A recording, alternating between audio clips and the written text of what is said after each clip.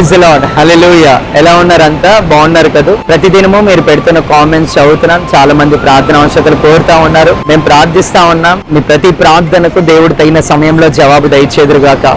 ఏ విషయంలో కృంగిపోవద్దు, నిరాశ చెందవద్దు. దేవుని మీద ఆధారపడండి. దేవుడు ఘనమైన కార్యాలు జరిగిస్తారు. ఈ సమయంలో ఒక మాట మీతో పంచుకోవాలని ఆశపడతా ఉన్నాను. చాలా మంది కృంగిన స్థితిలో ఉన్నారు, చాలా మంది బలహీనులుగా ఉన్నారు, చాలా మంది పరిస్థితులను చూచి నా జీవితం ఇంకా బాగుపడుతుందా లేదా అన్న ఆలోచనతో ఉన్నారు. ఈ సమయంలో మిమ్మల్ని బలపరచడానికి పరిశుద్ధాత్మ దేవుడు ఒక మాట నన్ను ప్రేరేపించారు. యోబు చాలా ధనవంతుడిగా కనబడుతున్నాడు.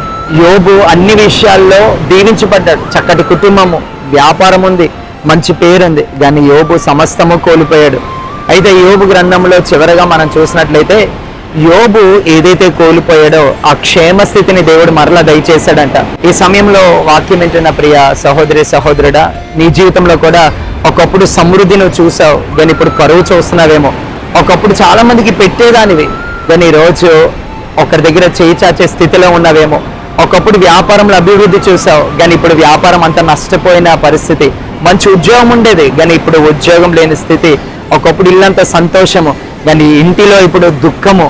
ఈ సమయంలో వాక్యం వింటున్న బిడ్డ, ఎలాగైతే యోబుకు దేవుడు క్షేమస్థితిని ఇచ్చాడో నీకు కూడా మరలా అదే క్షేమస్థితి నా ప్రభు దయచేదురుగాక. అయితే మనమేం చేయాలంటే, యోబు ఎలాగైతే దేవుని మీద ఆధారపడ్డాడో, నా విమోచకుడు సజీవుడు అన్నాడో, నీవు కూడా దేవుని యందు విశ్వాసం ఉంచగలిగితే నువ్వేదైతే పోగొట్టుకున్నావో దానికి రెండంతలుగా దేవుడు మరలా దయచేయు దేవుడై ఉన్నాడు. Praise the lord.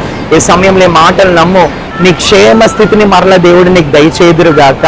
నువ్వేదైతే పోగొట్టుకున్నావో అదంతయు మరలా రెండంతలుగా నా ప్రభు నీకు దయచేదురుగాక. ఈ ప్రార్థనలు ఏకీభవించండి.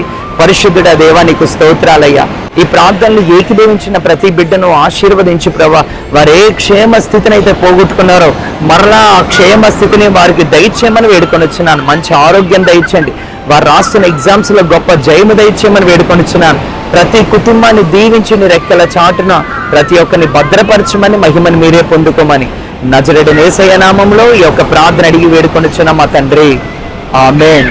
God bless you. Praise the lord. దేవుని మిమ్మల్ని దీవించి ఆశీర్వదించును గాక. ఆమేన్.